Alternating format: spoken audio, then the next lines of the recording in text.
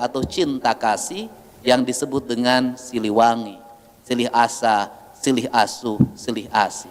Sehingga dalam kompromi-kompromi politik dan kompromi-kompromi hegemoni kekuasaan, orang Sunda dalam sejarahnya cenderung memilih jalan berdialog, cenderung memilih jalan berbicara. Maka dalam spirit Kodam 3 Siliwangi dikenal dengan spirit perang adu bako.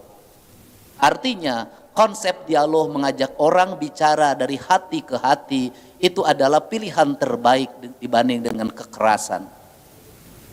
Congo Nyurup Kanapuhu adalah sebuah falsafah yang mengajarkan pada bahwa nilai filosofi lingkungan yang kuat di Jawa Barat adalah bambu.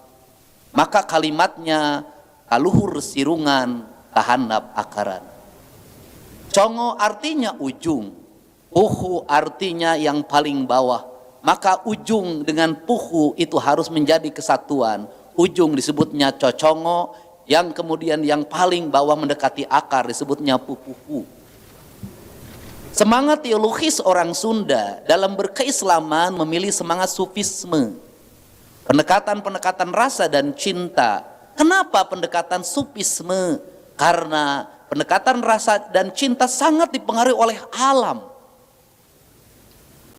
Alamnya, alam yang sangat indah. Maka gunung menjadi pananggehan. Pananggehan artinya tempat bersandar.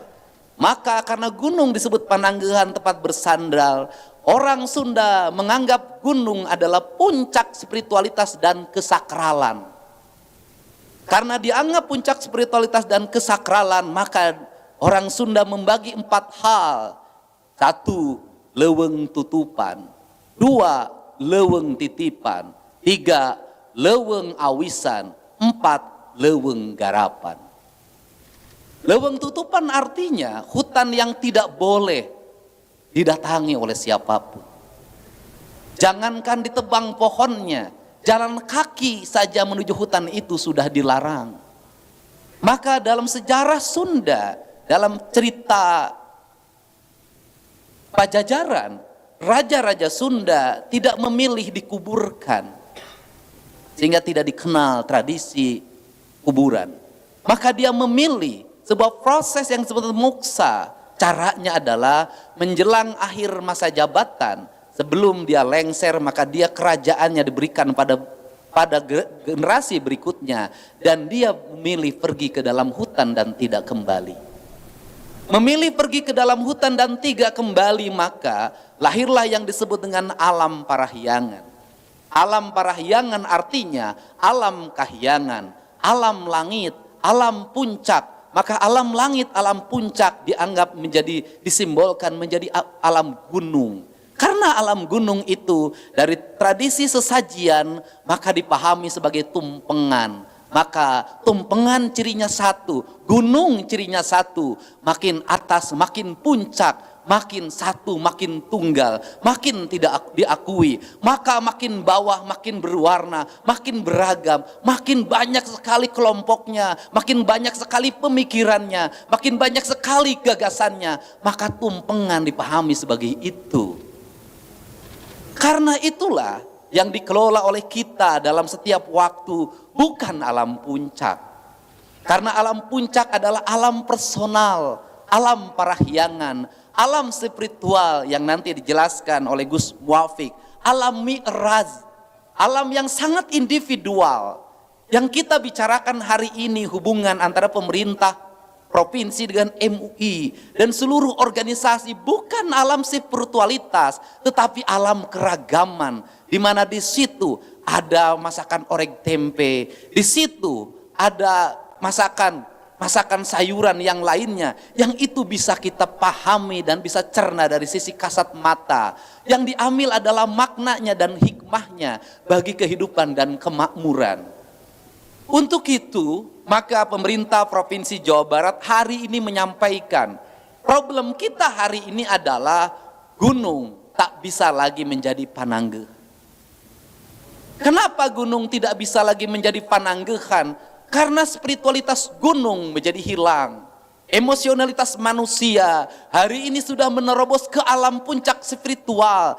Dia bukan hanya menggarap leweng garapan, dia sudah naik ke awisan. Bukan hanya keawisan, dia sudah naik ke titipan. Bukan hanya ketitipan, dia sudah naik ke tutupan. Bisa dilihat bahwa seringkali terjadi kebijakan pemerintah di mana gunung dibagi-bagikan, padahal itu bagian spiritualitas yang harus dijaga bersama.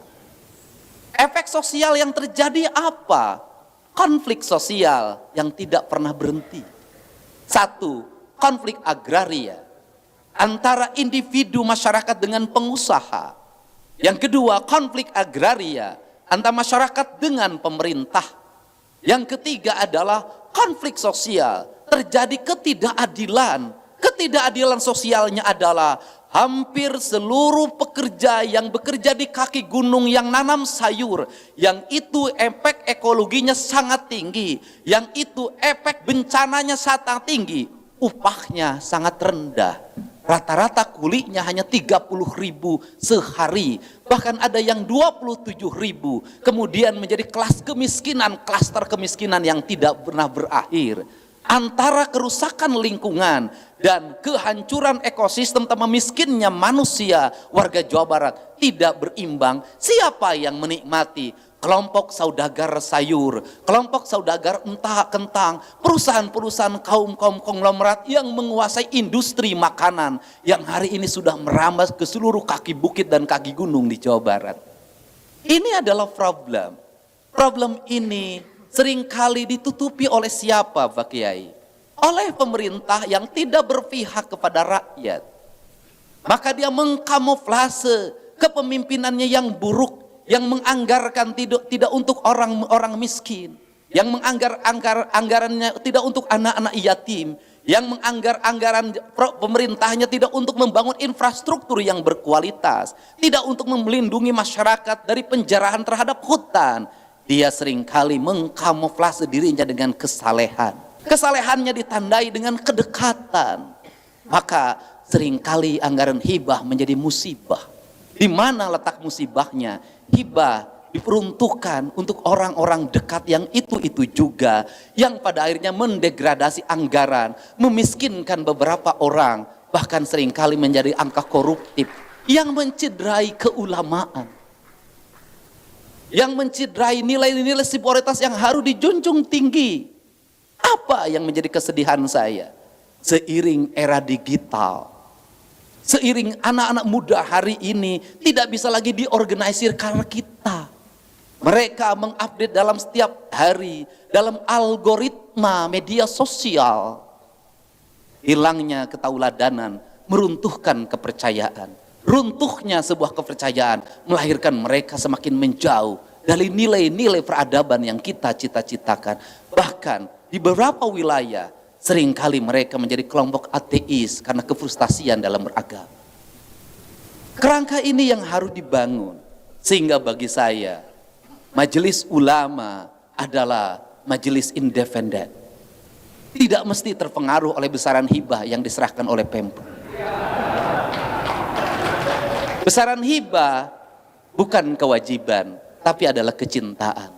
Karena cinta yang sejati, cinta yang tidak berharap timbal balik. Andai kata ada hibah dari provinsi untuk MUI dan kelompok lainnya, kami tidak ada kaitan dengan pemilu 2031. Kami tidak ada kaitan dengan pemilu 2029. Kami ingin lidah ulama tetap tajam untuk berdoa pada Allah agar kita jauh dari musibah. Maka lidahnya harus diarahkan pada siapa? Kaum Togut. Mereka yang mempertuhan kekayaannya. Mereka yang mempertuhan kekuasaannya. Mereka mengambil hak orang untuk mendapatkan air bersih. Mereka mengambil hak orang untuk mendapatkan oksigen yang baik. Mereka mengambil hak generasi ke depan terhadap tersedianya alam yang terjaga demi kepentingan anak cucu kita. Kenapa? Sebagai khalifah di muka bumi, kita bukan pewaris. Kita hanya dikasih titipan yang harus dijaga.